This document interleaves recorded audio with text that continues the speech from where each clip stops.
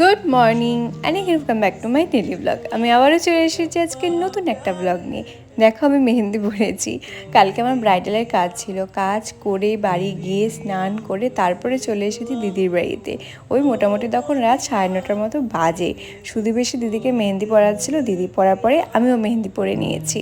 কি সুন্দর হয়েছে না মেহেন্দির রং আর তার সাথে মেহেন্দির ডিজাইনটা। ও দিদির বাড়িতে কেন এসেছে সেটাই তো বলা হলো না। দিদির বাড়িতে এসেছি ছট পূজার জন্য, কারণ আমার দিদি করে ছট পূজা। দেখো মোবাইলে নিজের বীভৎস রূপটা দেখে নিজেই ভয় পেয়ে গেছে, কিন্তু আমার মার মনে হয় নিজেকে আজকে ভীষণ ভালো লাগছে। দেখো নিজে থেকে ক্যামেরার সামনে এসে দাঁড়িয়ে পড়লো।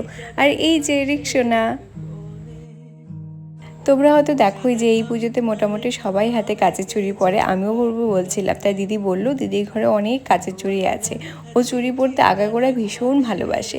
তো বললো এখান থেকেই দেখে নিতে, যদি কিছু পছন্দ হয় তাহলে আর আলাদা করে কিনতে হবে না। এই যে এই চুড়িগুলো দিদি আমাকে